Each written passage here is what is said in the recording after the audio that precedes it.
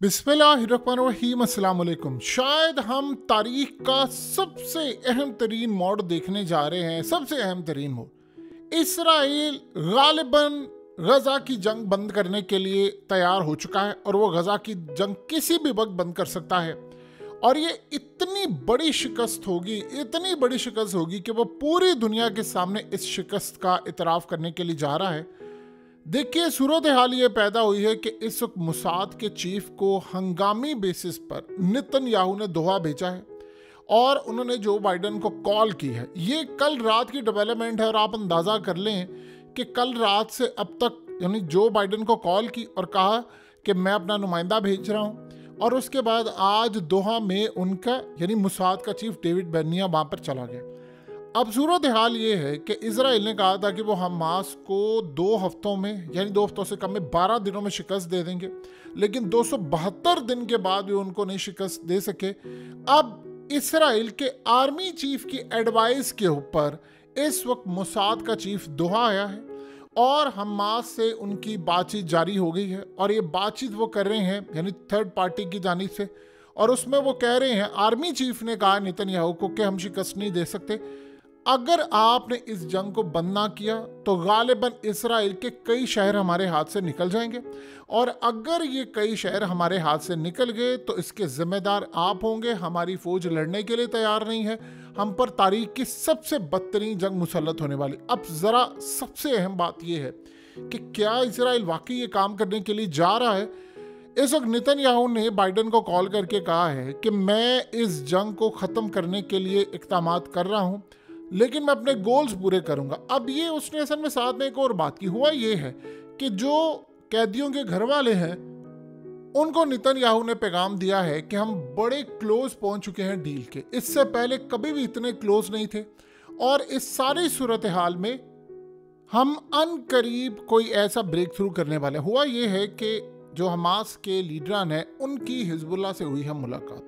अब वो वहाँ पर मुलाकात हुई है और वहाँ पर वो उनको बता रहे हैं कि आपने ये जो जंग है, जंग बंदी होगी, उसमें टर्म्स एंड कंडीशन क्या रखनी है, आपने उनमें शराइत क्या रखनी है, क्या मामला होगा क्या नहीं होगा।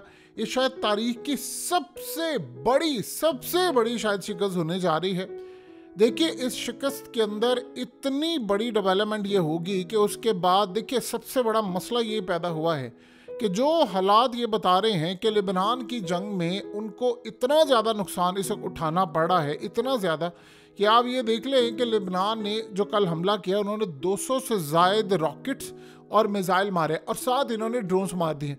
अब जो बाइडन ने कहा है कि आप इमीडिएटली ये काम करें और इसको स्ट्राइक करें। अब सवाल यहाँ पर ये पैदा होता है, जैसे नेतन्याहू ने बात की, उनके जो इत्तेहादी हैं उन्होंने साथ ये कहा है कि अगर आपने जंग बंदी की, जैसे ही ये ब्रेक थ्रू हुआ उसी वक्त हम हुकूमत छोड़ देंगे, और 5 मिनट के अंदर अंदर, सिर्फ 5 मिनट के अंदर अंदर नेतन्याहू की गवर्नमेंट चली जाएगी। और उससे कहा कि हम ये क्लियरली आपको बता रहे हैं। अब यहाँ जो सबसे बड़ी बात है वो ये है कि अगर ये डील करते हैं तो इजराइल का वजीर आज़म सबसे पहले ये चीज़ चाहेगा कि मुझे एक NRO मिले, और NRO मुझे मिले इंटरनेशनल ताकतों की जानिब से, मुझे NRO मिले तमाम लोगों की जानिब से, मुझे बड़े पैमाने पर तमाम के तमाम मामला सामने आए, मुझे इंटरनेशनल जो क्रिमिनल कोर्ट की जानिब से इस सारे का सारा मामला आया है उसमें, और ये तमाम की तमाम जो चीज़ें हैं उसमें रिलीफ मिले। अब यहाँ पर देखिए, माजी में भी डील का काफ़ी दफ़ा मामला हो चुका है, लेकिन ऐन मौके के ऊपर डील ख़त्म हो जाती है।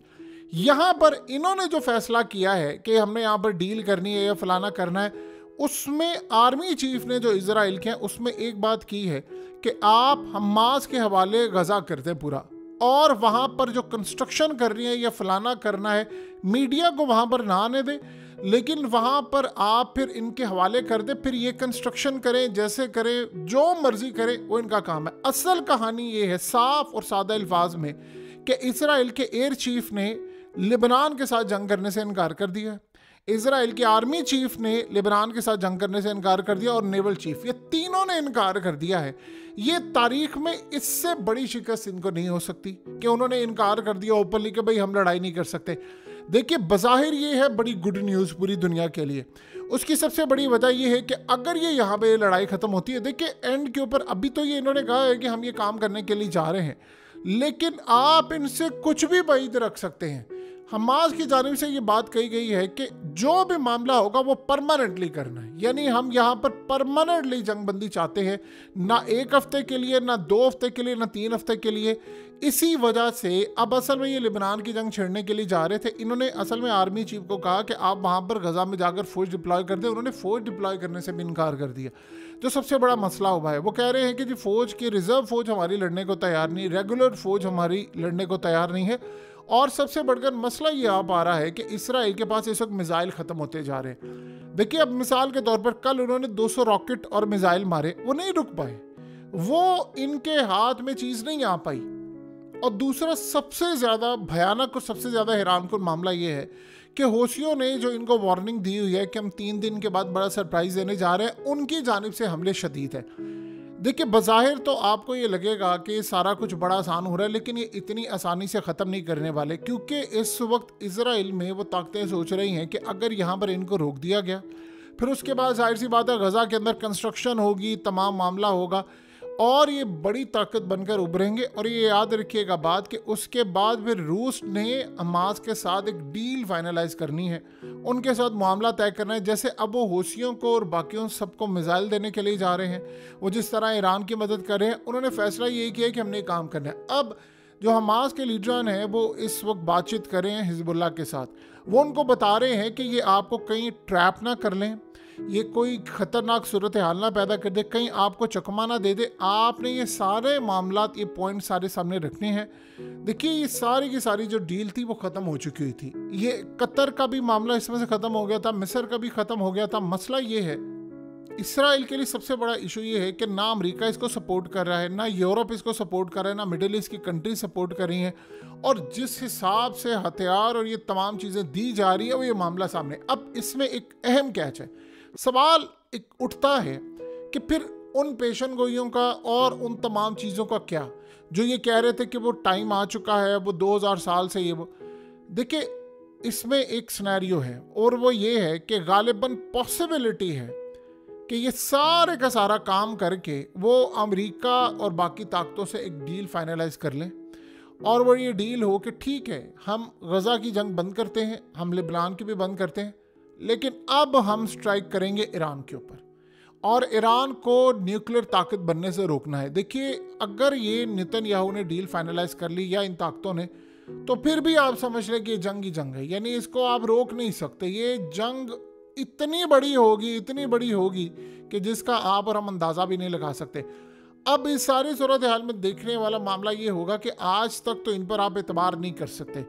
देखिए, स्कॉट रिटर ने जो बात की है वो बड़ी अहम है। जो अमेरिका का ऑफिसर है, इंटेलिजेंस रह चुका है, उसने कहा कि ये जो जंग होने जा रही है, ये आप अंदाज़ा नहीं कर सकते कि इसराइल के साथ क्या होगा।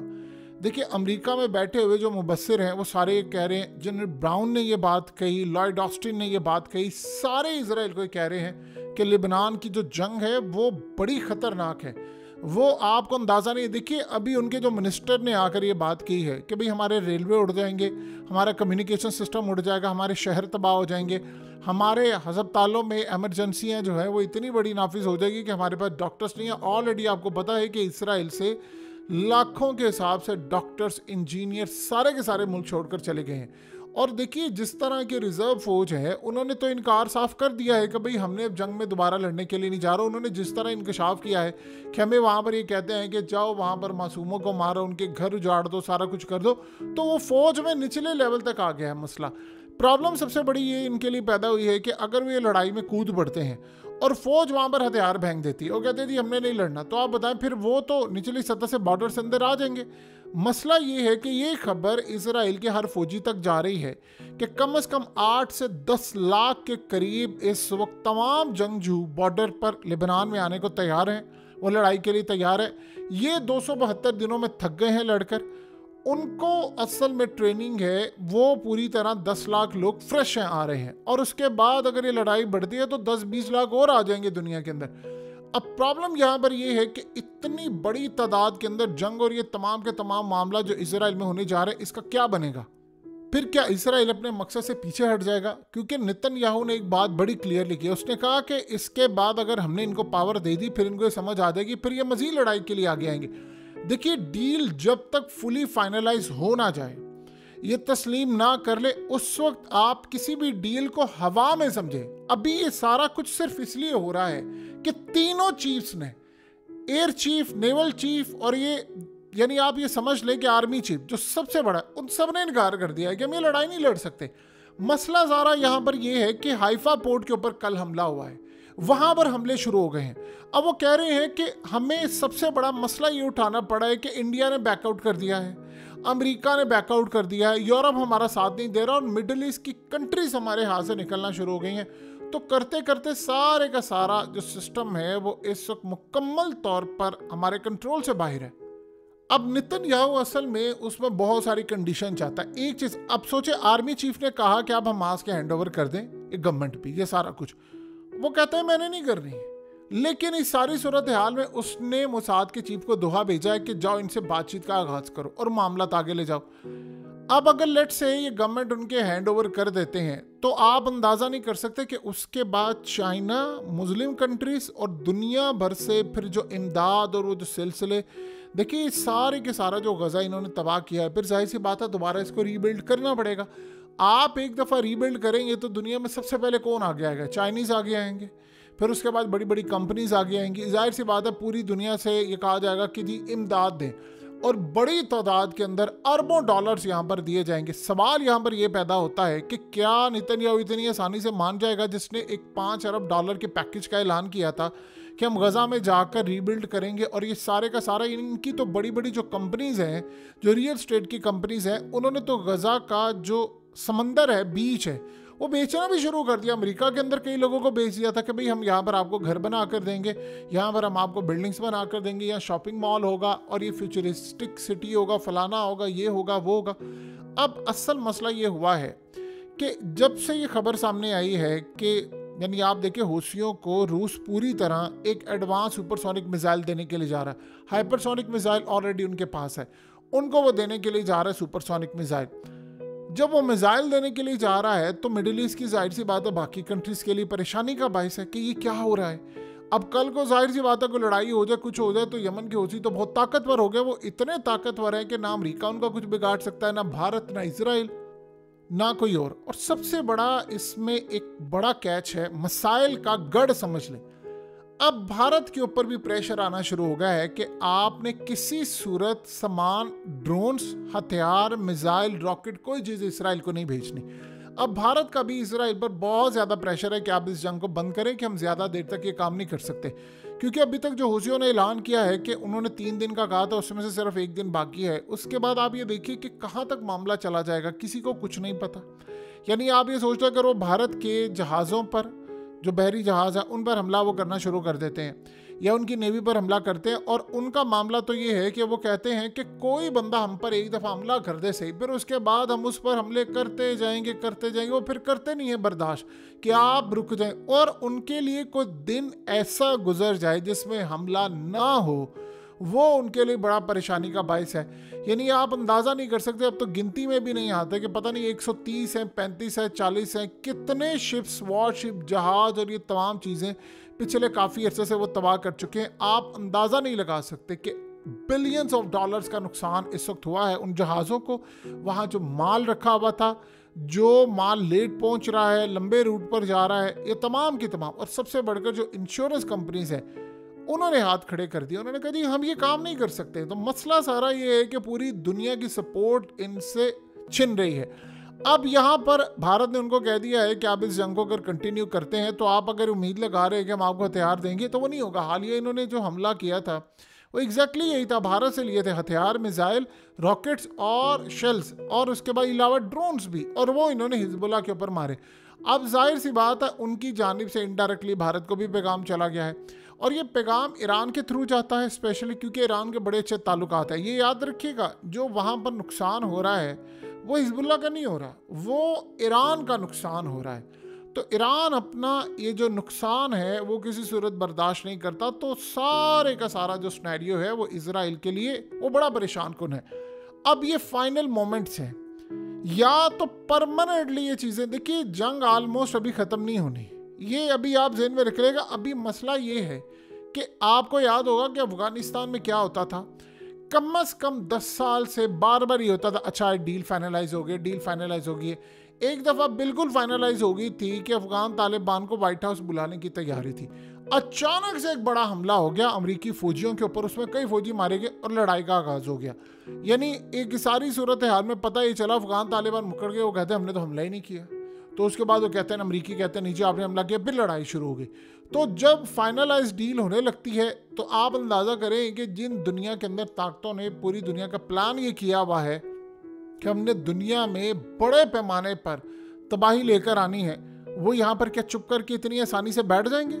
यानी आप ये सोच रहे हैं कि अगर आज ये शिकस्त खा गए तो कल को क्या वो बाकी वो छोड़ेंगे इनको? वो कहेंगे हम तो आगे बढ़कर हमला करते हैं, फिर क्या होगा?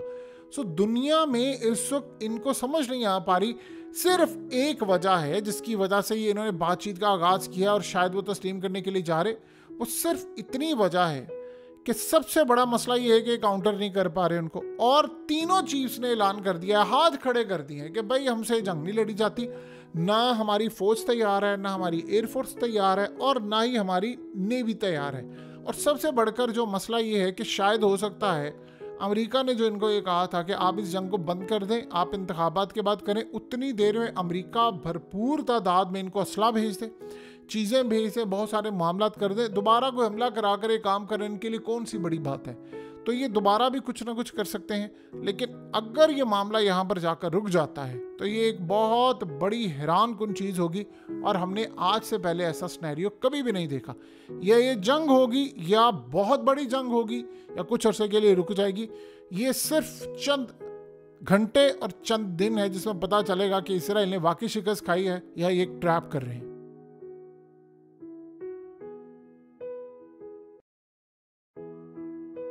हकीकत टीवी को सब्सक्राइब करना मत भूलें, वीडियो को लाइक करें, शेयर करें और कमेंट सेक्शन में अपनी राय का इजहार ज़रूर करें।